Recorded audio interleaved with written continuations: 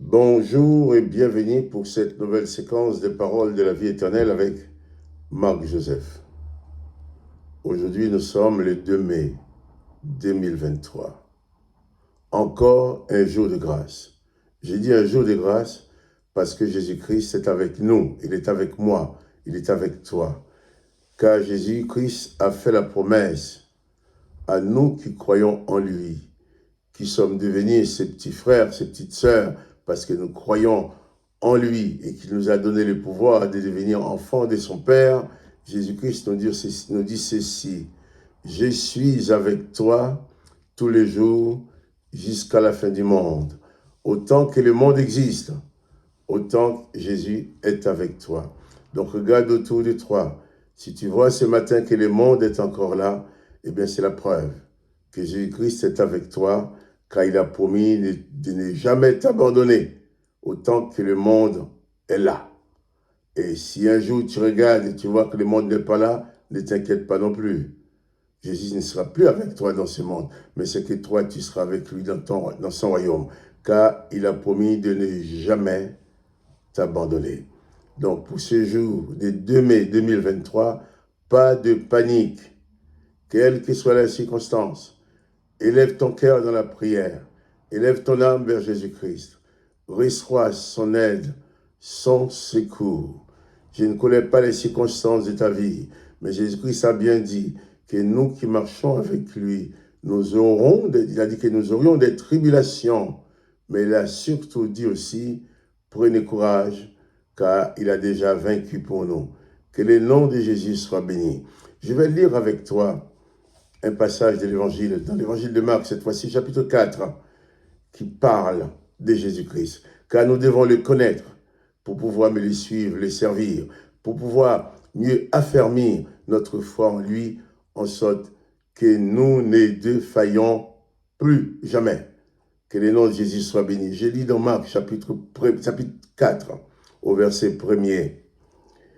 Jésus s'est mis de nouveau à enseigner au bord de la mer. Une grande foule s'étant assemblée auprès de lui, il monta, s'assit dans une barque sur la mer. Toute la foule était à terre sur les rivages.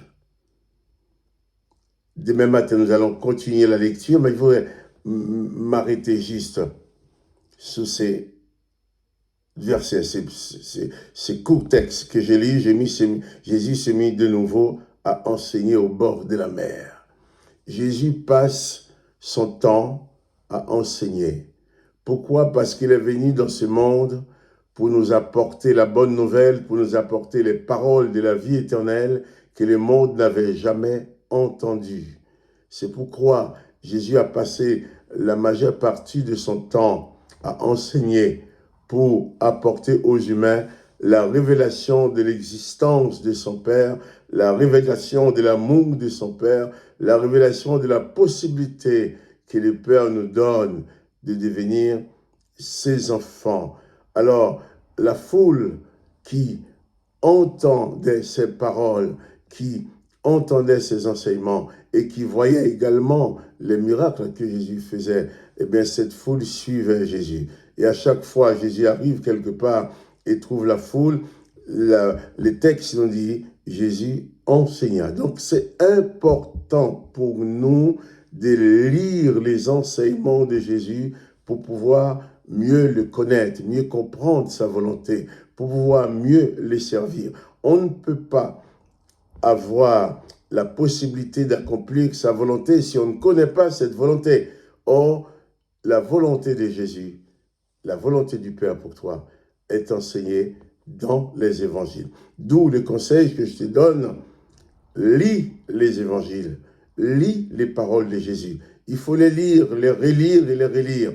Même quand tu vas relire les mêmes textes 10 fois, 15 fois, tu vas toujours trouver quelque chose de nouveau. Tu vas toujours trouver une révélation de l'Esprit de Jésus-Christ qui va agir en toi. Car Jésus n'est pas présent avec nous en chair et en os, comme il était avec ces gens-là, avec la foule au bord de la mer.